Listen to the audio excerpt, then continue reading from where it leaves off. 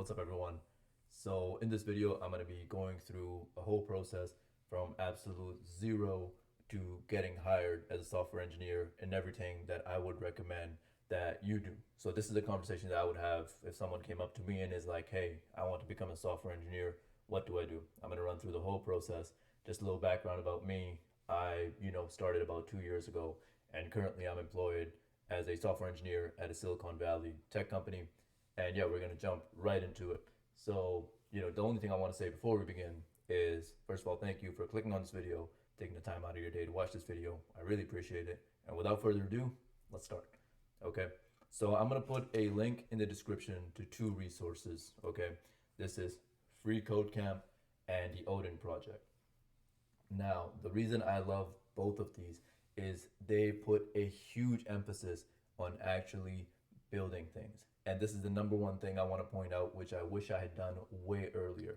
I was stuck in what is called tutorial hell. I would follow tutorial after tutorial, watch video after video, and not really build things. And I think that significantly hindered my growth process as an engineer.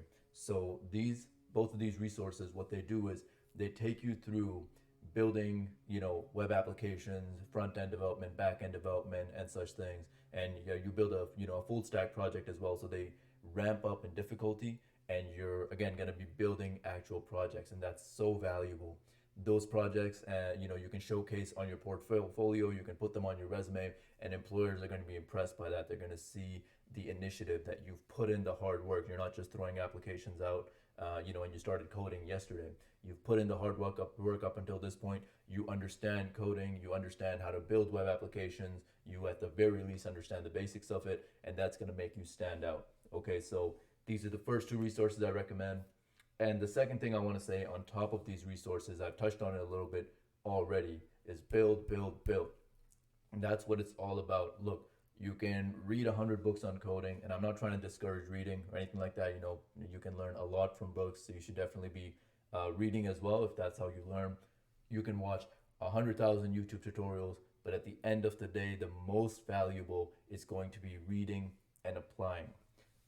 One thing you're going to notice from these, the Free Code Camp and the Odin Project, is it's not just a tutorial. They don't tell you to build a project. Here's step one, here's step two. And that's on purpose, right? Because when you're really in this field and you're in the job, you're going to get requirements, and sometimes those requirements are going to be ambiguous. And it'll be your job to A, clarify on those requirements, and B, figure out how to meet those requirements. When you get those requirements, when you get a ticket assigned to you at work, it's not going to be like step one, do this, step two, to do this. They're going to tell you a task to do that task, and it'll be your job to figure out, how to programmatically do that task.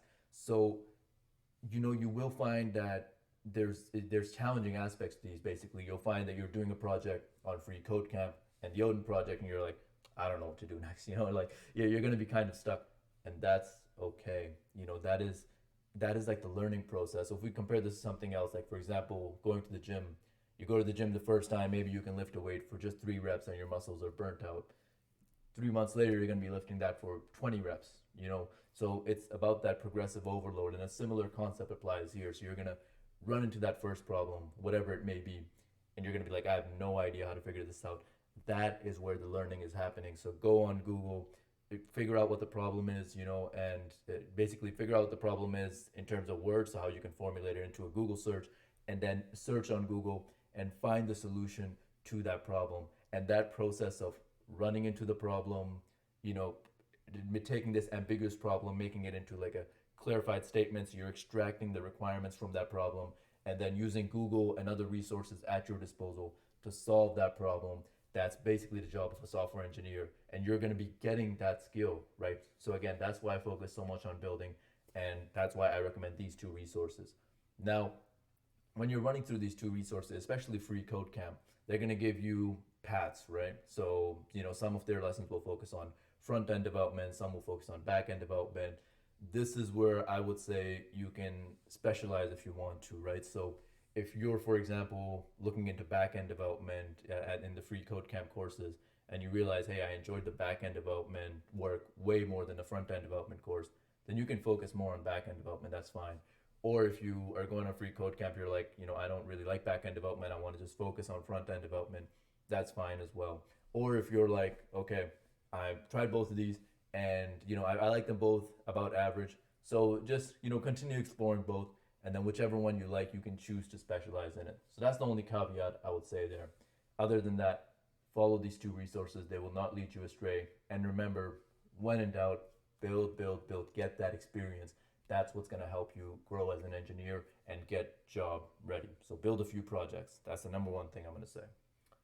Now, after you build a few projects and you have those on your resume, you're about ready to start applying. Okay. Now, it may feel intimidating, and it definitely can be at the start, and it's even intimidating to me now at times. Now that I have a few years of experience, but as long as you have a few projects on your resume, you understand the basics of how to make a web application, I believe you're about ready to start applying at this point. So first thing, make a killer resume. I may make a video on that, but to be honest, whenever I'm making a resume, I kind of talk to people who are better at writing than me and get them to help me out with it. So it's far from my expertise.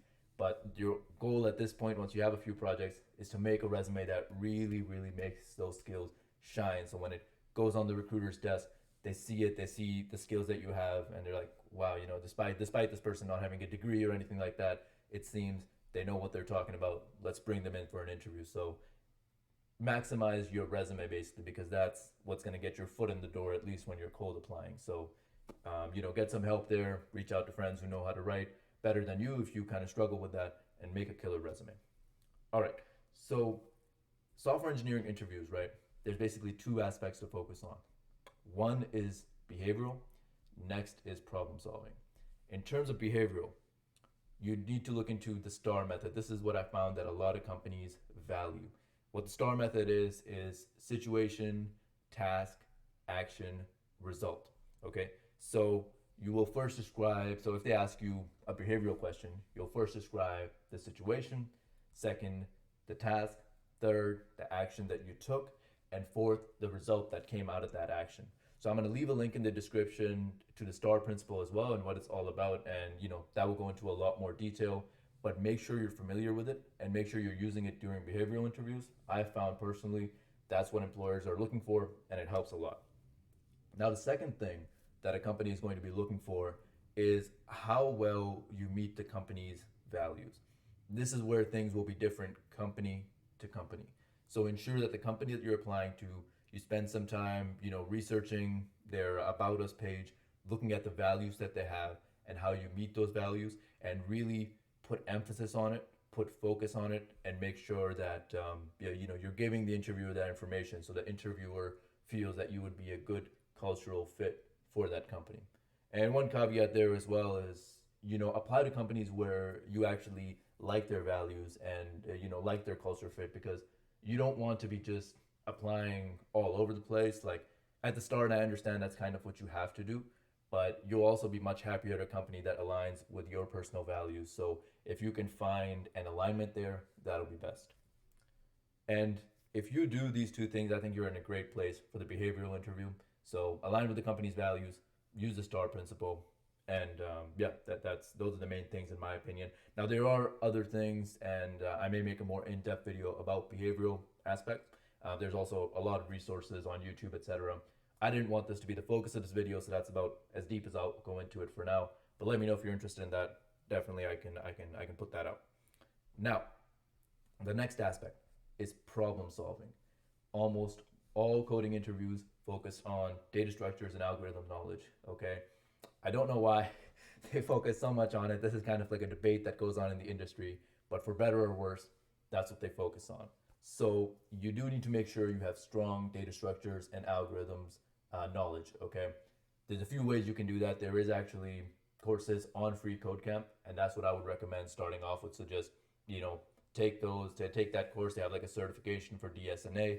That'll give you a good foundation, and then from there, I would say jump straight into LeetCode, honestly. So LeetCode is this website with problems like data structure and algorithm type problems. And when you first jump into them, you probably won't be good at them. And that's not to sound discouraging, it's just the truth. A lot of people, including me, were terrible at it. You first get into it and it's like, you can't figure out a single question, even the easiest question feels super hard, that's totally fine. Look, go through the data structures and algorithm course on Free Code Camp, jump into your first lead code problem, and from there you're going to start seeing that people, in the lead code discussion forum, they talk a lot about things like space complexity, time complexity. And if you don't understand what that is, I'm going to link a few YouTube videos in the description that help me understand it better. Go ahead and understand that, and then jump into the problem again. And this is also one of those things where I feel like you just learn by doing. So any problem that you run into that you don't understand, spend 15 to 20 minutes on it, really trying to tackle the problem. If you can't figure it out, go look at a solution on YouTube or some other resource, understand how they arrived at that solution, take that knowledge, and keep on practicing. This stuff can take a long time, right? So again, don't be discouraged. And my opinion, again, the number one way to learn is to just do. You do it, maybe you fail, you learn what it was that you could have improved, implement that knowledge, and do again. So I'll put the link to lead code and time and space complexity information in the description. Use that. Use the data structures and algorithm course from Free Code Camp. Take all that knowledge and just practice. You will get better. I guarantee it. Now, at this point, we've arrived at a point where you have a solid resume with projects. You may not have any work experience or a computer science degree, but you do have some solid projects to show off, and you have a resume that showcases those skills. You understand the STAR principle, and you understand that when you're going into the behavioral interview, you really want to show how you as an employee align with the company's values, and you understand what it takes to pass a software engineering interview. You understand that a lot of them will be focused on data structures and algorithm type problems, and you understand how you can get better at them. From here, you're in a great position. First of all, congratulations and great job if you've made it to that position. It takes a lot of hard work to get there, so good work, right? And second of all, you're in a phenomenal position. Look, from here, it's going to be trial and error, and luck is going to play a major factor.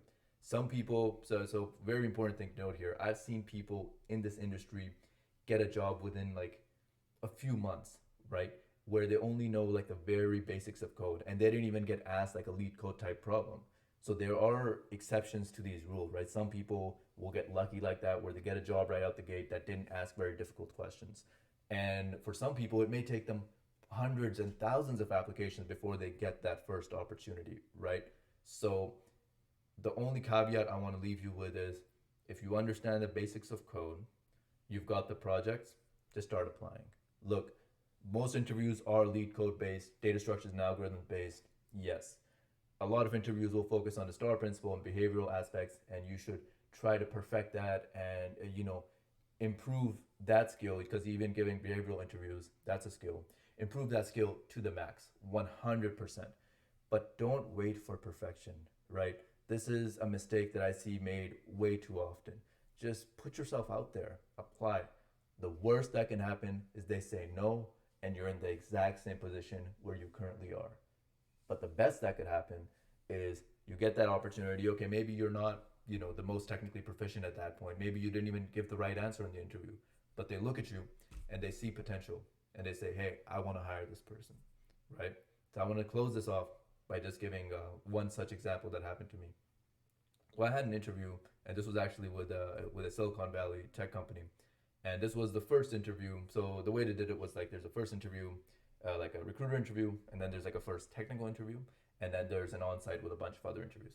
So this was the first technical interview, and the interviewer asked me a question, which in hindsight now is super easy, but they asked me the question, and they were giving me hints all along the way, and for the life of me, I couldn't figure it out, And it was, again, like I said, I look back at it and it's a simple question. It really was. And I couldn't figure it out. I was stuttering, I was nervous. And, by the time I ended that interview, I was like, there is no way I'm getting a call back. But there were other things that I had shown during that interview that made them believe that, okay, I want to push this person through the pipeline, through the process to the on-site. So a few days later, I got the call that I'm moving on to the on-site. And that on-site went very well as well. Let's just say that. So Again, please don't wait for perfection. Work hard. You will get to where you want to go. And I hope this video was helpful. Any questions, please leave them in the comments. I'm going to keep releasing videos that I feel are helpful and valuable to people on their journey from going from zero to a job ready software engineer. So if that sounds interesting, please subscribe as well. Thank you so much for watching again. I'll talk to you later. Peace.